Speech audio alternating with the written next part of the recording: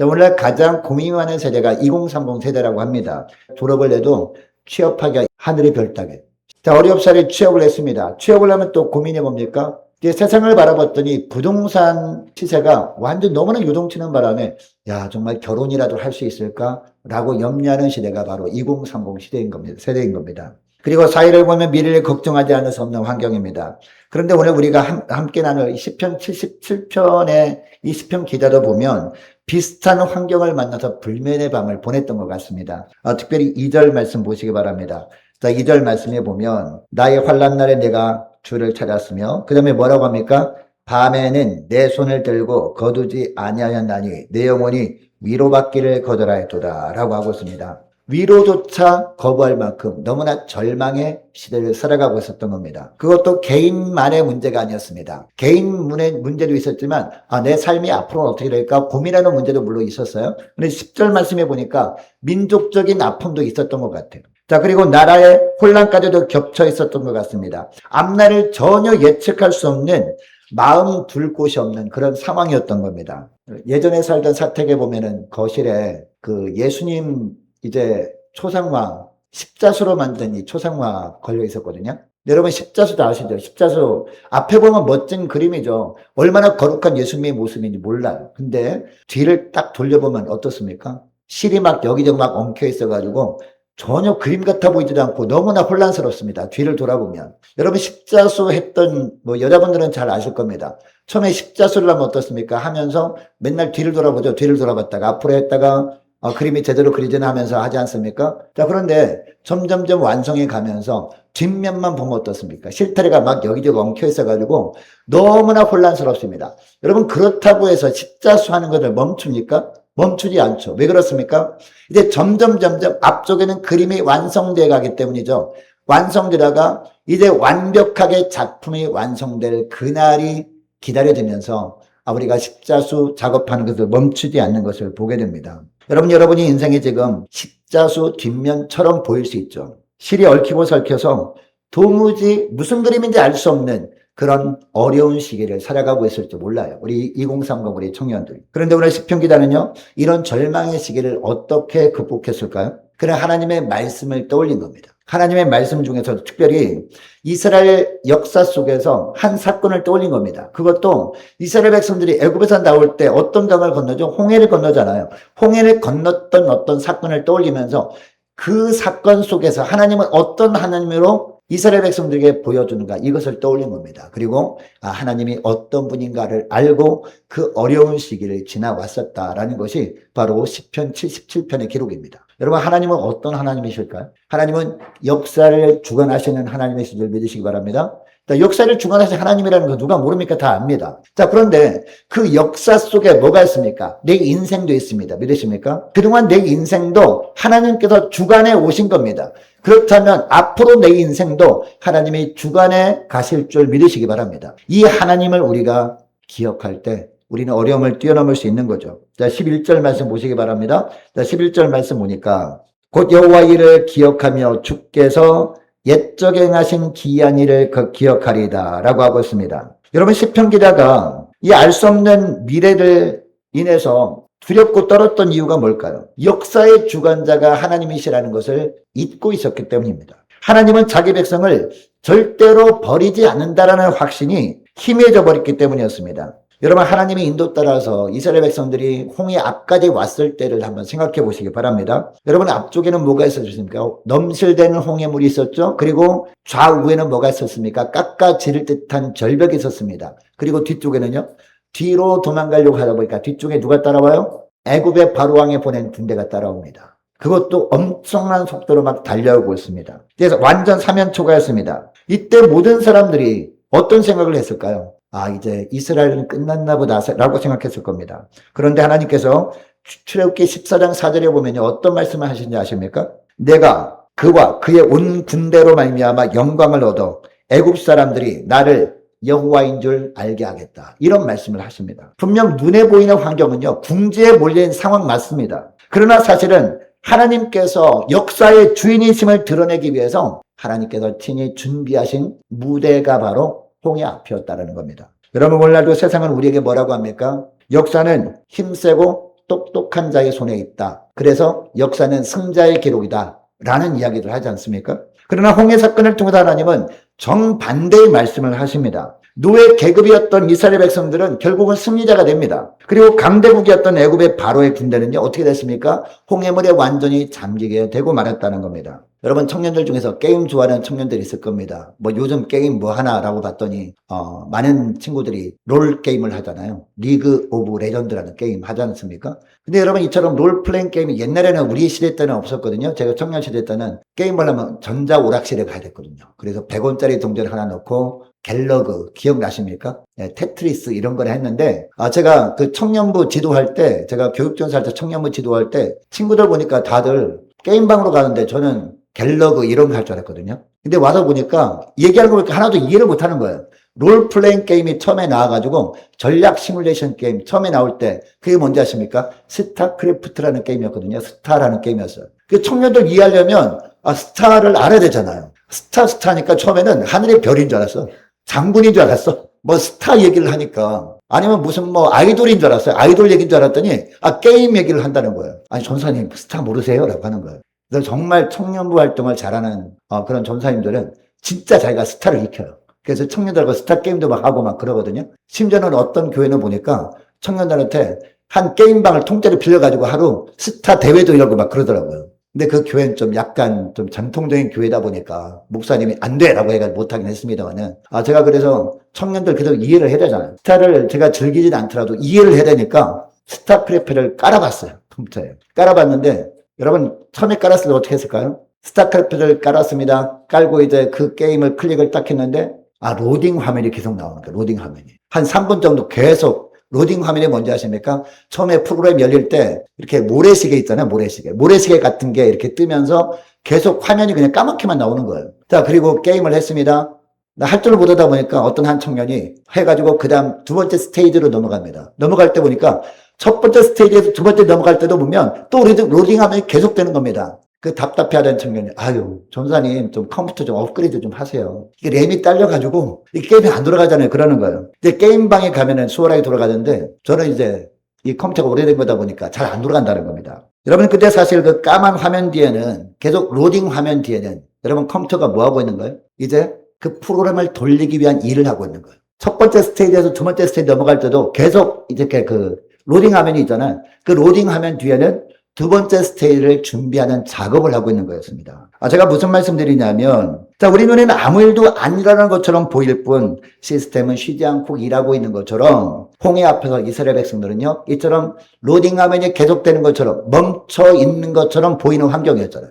그런데 그 배후에는 하나님께서 어떤 일을 하고 있던 거예요? 하나님이 홍해를 가르시기 위한 준비 작업을 하고 계셨다는 겁니다. 여러분 밤새도록 하나님이 준비한 게 뭐였습니까? 바람이었던 거 아십니까? 하나님께서 저쪽에서 엄청난 바람을 불게 하셔가지고 그 바람을 밤새도록 준비하시는 과정이 있었다는 겁니다. 그 다음에 홍해가 갈라졌다는 것을 기억할 수 있기를 원합니다. 그 홍해 안에 뭐가 있었어요? 하나님이 예비하신 길이 있었다는 거죠. 길을 내시기 위한 작업을 하나님께서 하신 것이 바로 홍해 앞에서 이스라엘 백성들의 환경이었다는 겁니다.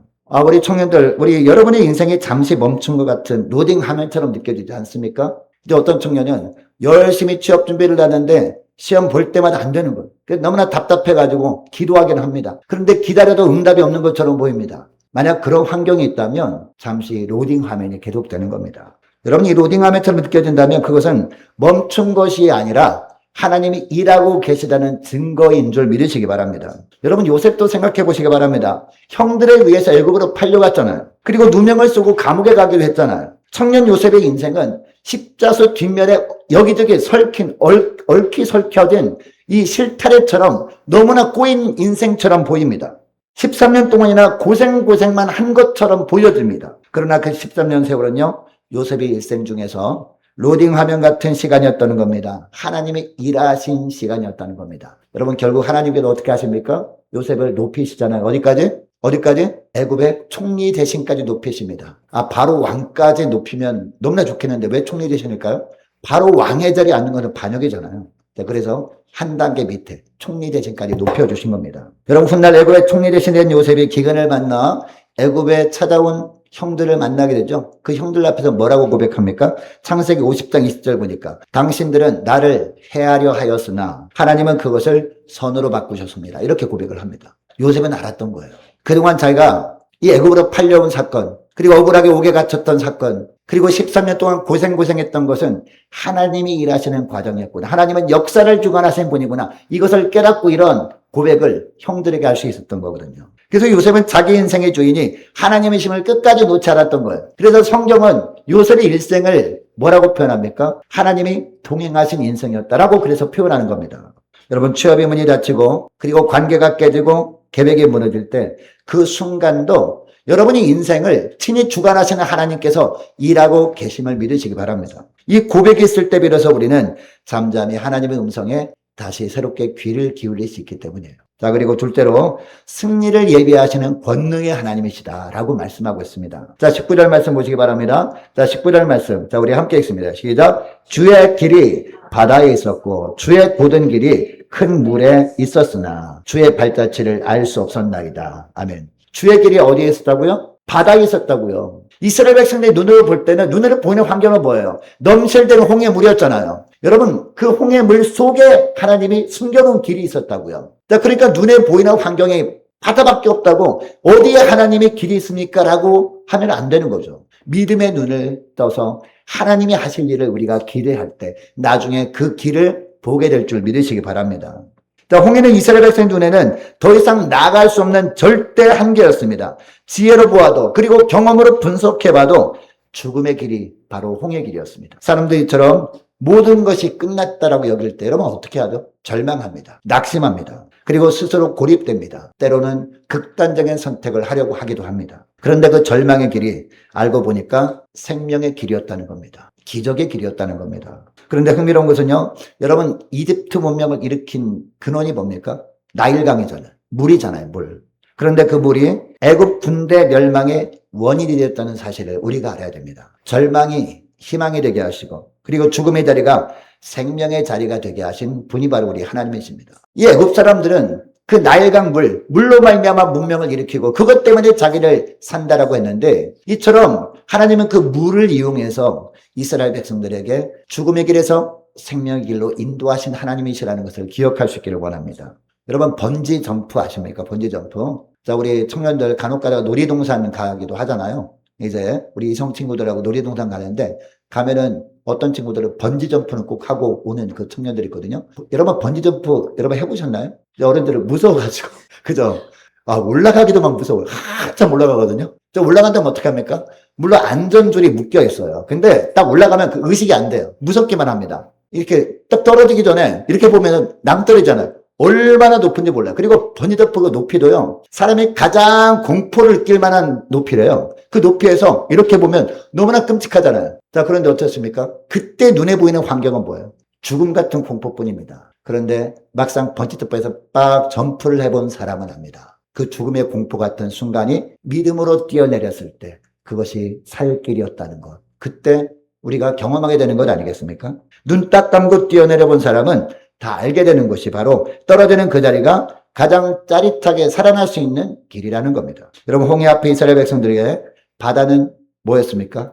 죽음이었습니다. 그러나 믿음으로 발걸음을 내디딘 자리, 그 자리가 그들에게 생명의 길이 열리는 길이었다는 겁니다. 여러분, 사람 눈에는 절망이었지만 하나님 눈에는 곧은 길이었다라는 겁니다. 자, 여러분이 지금 뛰어내리기 두려운 점프대 위에 서 있다면 여러분이 믿음으로 나가는 것이 바로 점프대 위에서 뛰어내리는 것과 같은 그런 환경일 수 있거든요. 믿음으로 앞으로 나가려고 하다 보니까 앞으로 보이는 것이 하나도 없어요. 절망뿐입니다. 낙심뿐입니다. 어떻게 될지 모르는 그런 불안한 환경뿐이라는 겁니다. 그럼에도 불구하고 주님은 뭐라고 합니까? 내 자리를 들고 걸어가라. 믿음으로 걸어가라라고 한단 말입니다. 그래서 우리가 믿음으로 주님의 말씀을 믿고 의지하고 걸어가게 되면 주님께서 저와 여러분을 붙들어 주십니다. 자, 그리고 여러분을 붙들고 계신 하나님의 줄은 절대 끊어지지 않습니다. 그 믿음의 줄을 주님께서 연결해 주심으로 말미암아 우리가 믿음으로 나가게 되면 우리도 주님께 열어주신 생명의 길로 나가게 될 줄로 믿습니다. 여러분, 골리앗 앞에 선 소년 다윗에게 이 앞에 있던 이 거인 골리앗은 어떤 존재였을까요? 아마 큰 바위 같은 존재였을 겁니다. 넘지 못할 산처럼 보였을 겁니다.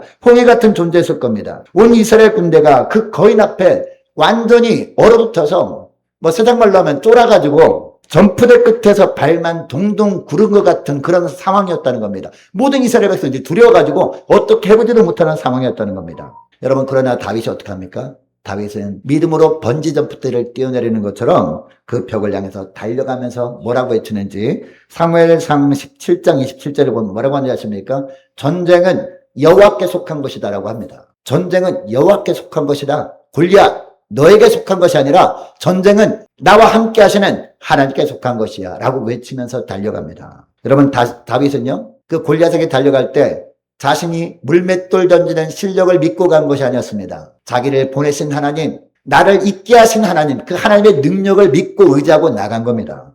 여러분이 오늘 이 자리에 나오기까지 가장 큰 영적인 경험을 한 것이 뭐였습니까?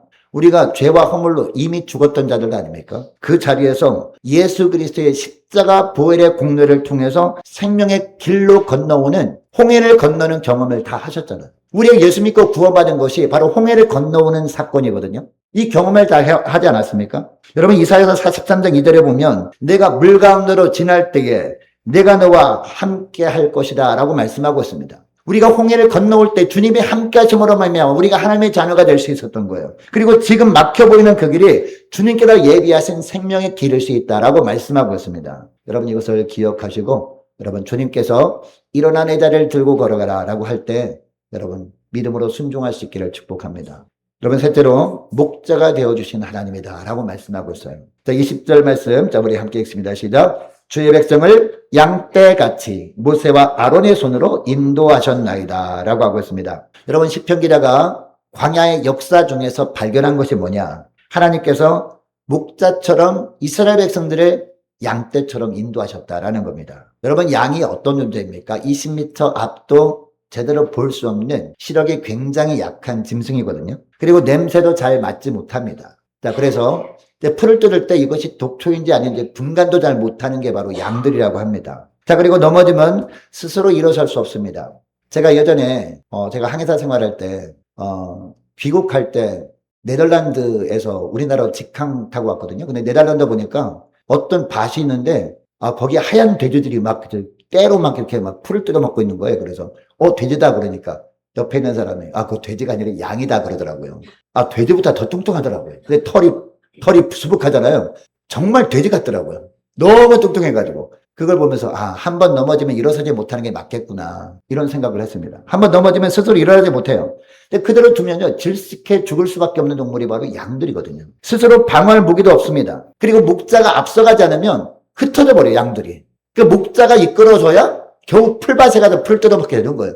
목자가 가만 내버려 두잖아요. 그냥 아무것도 안 하고 내버려 두면 양들은 그냥 각자 자기들이 알아서 흩어져 버리는 게 바로 양의 특성이라는 거죠. 여러분, 광야의 이스라엘 백성들이 그랬던 거예요. 그래서 하나님께서 낮에는 구름 기둥, 밤에는 불 기둥으로 인도해 줄 수밖에 없었던 겁니다. 그래서 여러분, 오늘도 우리도 그렇습니다. 우리가 똑똑한 것처럼 보여도요, 지난 인생을 돌아보시기 바랍니다.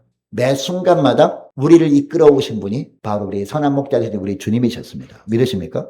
여러분, 선한 목자 되신 주님이 이끌어 오시지 않았다면 여러분, 오늘날 여러분 교회 나오겠습니까? 여러분, 세상에 재밌는 것들 얼마나 많은데, 우리를 즐겁게 하는 거 얼마나 많은데 여러분 예배 드리겠습니까? 주님께서 선한 목자가 되셔서 우리를 이끌어 오셨기 때문에 이 자리에 예배 드리고 있는 줄 믿으시기 바랍니다. 여러분, 오늘날 대부분 회사에서 뭘 중요시 여기죠? 효율성을 중요시 여기잖아요. 자, 그래서 99명을 위해서 1명을 포기하는 게 합리적이라고 생각을 합니다. 자, 그런데 우리 목자 되신 예수님은요, 어떻게 하십니까? 우리 예수님은 효율성을 중요시하게 여기지 않습니다. 우리 예수님께서는 뭘 중요시 여겨요? 한 영혼을 중요하게 여기시는 분이 바로 우리 주님이십니다. 여러분, 누가복음 15장에 보면 양 100마리 예화가 나오잖아요. 양 100마리 중에서 한 마리 잃어버린 양이 있어요. 자, 그러면 여러분, 효율성을 따지면 어떻게 하는 게 그게 유익입니까? 괜히 그냥 한 마리 그냥 찾으러 갔다가 고생 하느니 한 마리는 이런 셈 치고 99마리가 있으니까 이 99마리나 잘 돌보자. 이게 효율성이거든요. 근데 우리 예수님 어떻게 하시죠? 99마리를 우리의 그냥 둔 채로 한 마리 잃은 양을 찾아 나섭니다. 여러분, 이게 바로 목자 되신 우리 주님의 마음이라니까요. 여러분, 혹시 스스로 나 하나쯤 없어도 세상은 잘만 돌아가네? 라고 생각하고 있지 않습니까? 그래서 간혹 가다가 친구들 SNS를 보면 다들 나보다 훨씬 잘 사는 것처럼 보여. 나보다 훨씬 나은 그런 인생을 사는 것처럼 보입니다. 나는 그저 군중 속에 한 명뿐이구나. 나 하나 그냥 사라져도 아무런 이상 없이 세상을 돌아가겠구나 라는 느낌이 든다는 거죠. 자, 그런데 목자 되신 우리 예수님은 어떻게 하신다고요? 다른 사람보다 누구를? 여러분 한 사람 한 사람을 귀중히 여기십니다. 여러분이 길을 잃으면 어떻게 하신다고요? 나머지는 그냥 내버려 두고 길을 잃은 여러분을 끝까지 찾아 나서시는 주님이십니다. 여러분 베드로를 생각해 보시기 바랍니다. 베드로가 어떤 자였습니까? 12제자 중에서 그래도 수제자 아닙니까? 수제자가 어떤 제자입니까? 그래도 12제자 중에서 가장 중요한 제자 아닙니까? 수제자니까? 근데 수제자 이 베드로가 어떻게 했습니까? 우리 예수님께 위대한 고백을 하긴 하죠. 주는 그리스도시여 살아계신 하나님의 아들입니다 라고 위대한 고백을 하잖아요. 사람들이 나를 누구라 하느냐라고 할 때 어떤 사람들은 예수님을 엘리야라고 합니다. 아니면 어떤 사람들은 예수님을 뭐 누구누구로 합니다 라고 한단 말이죠. 자, 이때 예수님 뭐라고 합니까? 그러면 너희들은 나를 누구라 하느냐 라고 물어보잖아요. 이때 베드로가 나서서 대답을 하죠. 이런 대답을 할 때 여러분 어떻게 합니까? 예수님이 드디어 예수님께서 핍박을 받고 십자가 달려 죽었다가 사흘 만에 부활하실 것을 말씀하시잖아요. 이때 베드로가 어떻게 합니까? 아니 주님 그럴 수 없습니다. 주님께서 다른 사람에게 공격받는 것을 제가 참아 보지 못합니다. 그렇게 하지 못하도록 제가 하겠습니다 라고 할 때 예수님이 뭐라고 하죠? 예수님이 사탄아 물러가라 라고 하면서 그 다음에 하신 말씀이 있어요. 그게 뭡니까? 네가 닭 물기 전에 나를 3번 부인할 사람이야 라는 얘기를 하잖아요. 이때 베드로는 섭섭했을 거예요. 자기는 절대 그럴 마음이 없는데 근데 결과적으로 어떻게 됐어요? 정말 그렇게 됐잖아요. 닭 물기 전에 예수님을 3번이나 부인한 그런 제자가 바로 베드로였습니다. 어떻게 보면 예수님을 배반한 거죠. 그 이후에 여러분 베드로가 얼마나 낙심이 됐겠습니까? 야 나란 존재는 아무런 쓸모도 없구나. 아무리 예수님이 그렇게 말씀하셨다 할지라도 나는 그렇게 하지 않으려고 그래. 나도 모르게 그렇게 돼버렸네. 나 혼자 살기 위해서 예수님을 내가 3번이나 부인했네. 말도 안 되라고 하면서 얼마나 낙심이 됐겠습니까? 얼마나 절망이 됐겠습니까? 그래서 예수님이 십자가 달린 뒤에 어디로 갑니까? 완전히 실패한 모습으로 갈릴리로 돌아갑니다. 고기잡이를 합니다. 여러분 이때 예수님이 어떻게 하십니까? 부활하신 예수님이 갈릴리로 가시나니 그 말씀 있잖아요. 누구를 찾아간 거예요? 베드로를 찾아가신 겁니다. 베드로 찾아가서 3번이나 뭐라고 합니까? 네가 나를 사랑하느냐라고 3번이나 말씀하시면서 회복시켜 주시죠. 여러분 이때 베드로는 예수님이 자기를 찾아온 거 알고 너무나 놀랐을 겁니다. 야 이제 큰일 났다. 예수님께 혼나겠다. 너 그때 왜 그랬어? 라고 할 줄 알고 염려하고 있었는데 우리 예수님은 그런 책망은 한 번도 하지 아니하시고 네가 나를 사랑하느냐 라고 3번이나 물으시면서 내 양을 먹이라 내 양을 치라 라고 말씀해 주십니다. 넘어진 그를 다시 이렇게 세우십니다. 여러분 이처럼 목자는요 넘어진 양을 결코 효율로 계산하시는 분이 아닙니다. 여러분 효율성을 따졌다면 베드로 같은 사람 너 탈락 너 해복 이렇게 하고 그냥 딴 사람 이렇게 제자로 또 삼는 것이 효율적이잖아요. 세상 논리로 하면. 근데 우리 주님은 효율성을 따지지 않으시는 주님이시라는 거죠. 넘어진 양을 다시 이렇게 세워주시고 다시 사용해 주시는 하나님이십니다. 여러분은 예수님께는 대체 가능한 숫자가 아닙니다. 목자 되신 주님께서는 여러분이 산을 넘어서라도 찾아갈 단 하나의 양이라는 것을 꼭 기억하시기를 원합니다. 우리를 놓지 않으시는 목자 되신 주님이 막대기와 지팡이로 한 걸음 한 걸음 인생의 골짜기를 지나 인도해 주시는 선하신 목자가 바로 우리 하나님의 신 줄 믿으시기 바랍니다. 여러분 이제 말씀을 뵙길 원하는데요. 우리가 믿는 하나님은 어떤 하나님이에요? 절망의 홍해 앞에서도 역사를 주관하시는 하나님이심을 믿으시기 바랍니다. 저와 여러분의 인생을 친히 주관하고 계시는 주님이심을 믿으시기 바랍니다. 그리고 앞날의 캄캄한 우리 인생도 친히 이끌어 가시는 능력의 하나님이심을 믿으시기 바랍니다. 그리고 흥함의 바다를 가르고 생명의 길을 내신 권능의 하나님이 바로 저와 여러분이 하나님이심을 믿으시기 바랍니다. 또한 험한 광야를 목자되어 인도하시는 그 하나님이심을 기억하고요. 선한 목자 되신 주님의 인도 따라 그 주님께서 여러분의 삶 가운데 놀라운 능력을 행하시는 것을 날마다 보면서 하나님께 영광 돌리는 저와 여러분 되시기를 축복합니다. 하나님 아버지 감사합니다. 십자수에 엉킨 뒷면 같은 인생의 시기를 지나면서 위로조차 거부할 만큼 지쳐있던 저희들 오늘 주님의 말씀 앞으로 불러주시니 감사합니다. 주님 저희가 풀 수 없는 문제 앞에서 세상의 힘과 논리만 바라보며 두려워했던 저들이 삶이었음을 고백합니다. 그러나 홍해를 가르신 주님께서 오늘도 역사의 주관자 되심을 믿습니다. 취업과 진로의 문 앞에서 깨어진 관계 앞에서 흔들리는 나라의 현실 앞에서도 모든 것을 주관하시는 주님의 손만을 신뢰하는 저희를 되게 하여 주옵소서. 권능의 하나님 저희들 앞에 놓인 길이 죽음의 길처럼 보일 때가 있습니다. 번지점프대 끝에 선 것처럼 추락만 보이고 두려움이 때문에 온몸이 굳을 때가 있었습니다. 그러나 절망의 홍해를 생명의 길로 바꾸신 주님만을 믿고 주님이 끊어지지 않는 그런 믿음의 줄, 주님께서 연결시켜 주신 믿음의 줄만을 붙들고 믿음의 발을 내딛게 하여 주옵소서. 물 가운데로 지날 때 내가 너와 함께하리라 하신 약속의 말씀을 붙잡고 믿음으로 살아가게 하여 주옵소서. 목자되신 주님, 저희는 20m 앞도 보지 못하고 넘어지면 스스로 일어서지도 못한 연약한 양들과 같습니다. 길 잃고 넘어진 저희를 디베랴 호숫가의 베드로처럼 다시 찾아와서 주님 일으켜 주옵소서. 하나님, 저희를 군중성의 한 명이 아니라 산을 넘어서라도 찾으시는 단 하나의 양으로 품어주시고 막대기와 지팡이로 인생의 골짜기를 지나 푸른 풀밭으로 인도해 주시는 은혜를 허락하여 주옵소서. 주님, 이 시간에 뜨겁게 찬양하며 부르짖는 우리 청년들의 기도, 청년들의 찬양을 받아주시고 능력의 하나님, 나의 하나님과 함께 인생의 세금을 내딛는 우리 청년들과 모든 성도들 다 될 수 있도록 주님 은총 내려 주옵소서. 감사드리오며 우리 주 예수 그리스도의 이름으로 기도드리옵나이다. 아멘.